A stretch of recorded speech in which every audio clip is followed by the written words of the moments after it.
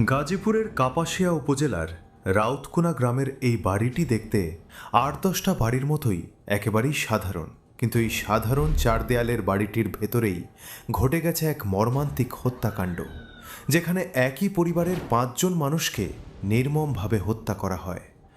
বাড়িটির মালিক হলেন কাপাসিয়া উপজেলার বাসিন্দা প্রবাসী মোহাম্মদ মনির হোসেন। দীর্ঘদিন বিদেশে থাকার কারণে বাড়িটি প্রায় ফাঁকা পড়ে থাকত, তাই গত ৬ মাস আগে তিনি বাড়িটি ভাড়া দেন ফোরকান মিয়ার কাছে। ফোরকান মিয়া ছিলেন পেশায় একজন প্রাইভেট কার ড্রাইভার। তিনি তার স্ত্রী শারমিন আক্তার এবং ৩ সন্তানকে নিয়ে এই বাড়িতে বসবাস শুরু করেন। বাইরে থেকে দেখলে মনে হতো একটি স্বাভাবিক পরিবার, কিন্তু ভেতরে ভেতরে জমতে থাকে ক্ষোভ, কলহ আর অন্ধকারের বিষাক্ত ধোঁয়া। কী ঘটেছিল সেই রাতে, কেনই বা ঘটল এই নির্মম হত্যাকাণ্ড, চলুন জানার চেষ্টা করি। ফোরকান মিয়ার বাড়ি ছিল গোপালগঞ্জ সদর উপজেলায়। বিয়ের পর তিনি গোপালগঞ্জেই তার শ্বশুর বাড়িতে থাকতেন। পরে জীবিকার সন্ধানে পরিবার নিয়ে ঢাকায় চলে আসেন এবং প্রাইভেট কার চালানো শুরু করেন। বাইরে থেকে তাদের জীবন সুন্দর চললেও ভেতরে ভেতরে ছিল ঘোর অন্ধকার। দীর্ঘদিন ধরে স্ত্রী শারমিন আক্তারের সঙ্গে তার পারিবারিক কলহ চলছিল।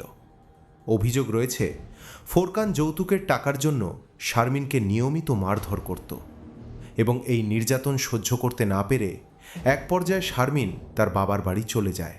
পরে সালিশ ও মীমাংসার মাধ্যমে ফোরকান তাকে বাড়িতে ফিরিয়ে নিয়ে আসে, কিন্তু সংসারে শান্তি আর ফিরে আসেনি, বরং ভেতরে ভেতরে জমাট হচ্ছিল আরও গভীর ক্ষোভ। কিছুদিন পর ফোরকান ঢাকা ছেড়ে গাজীপুরের কাপাসিয়ায় চলে আসেন এবং প্রবাসী মনির হোসেনের বাড়িটি ভাড়ায় নেন।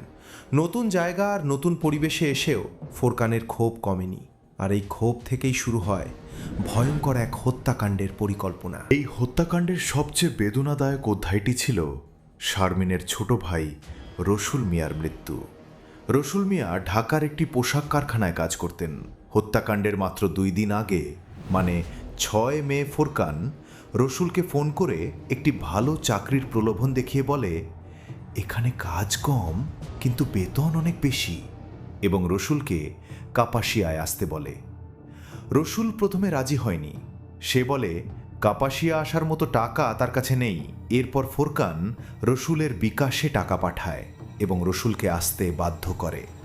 শুক্রবার ৮ মে সন্ধ্যায় রসুল কাপাসিয়ায় এসে পৌঁছান এবং রাতে একসাথে খাওয়া দাওয়াও শেষ করে সবাই একে একে ঘুমিয়ে পড়ে। কিন্তু ঘুমায়নি শুধু ফোরকান মিয়া, কারণ তার মাথায় চলছিল ভয়ঙ্কর এক পরিকল্পনা, যা কিছুক্ষণের মধ্যেই রূপ নিতে যাচ্ছে নির্মম বাস্তবতায়। গভীর রাতে সবাই ঘুমিয়ে পড়লে ফোরকান তার দাঁড়ালো চাপাতিটি বের করে নিয়ে আসে এবং সে প্রথমে তার স্ত্রী শারমিন আক্তারকে জানলার সঙ্গে বেঁধে ফেলে, তারপর চাপাতি দিয়ে হত্যা করে এবং পাশের ঘরে ঘুমিয়ে থাকা তার ৩টি শিশু সন্তান এবং শারমিনের ছোট ভাই রসুল মিয়াকেও একইভাবে হত্যা করে। ৫টি নির্দোষ নিরীহ প্রাণ নিভে যায় সেই রাতে।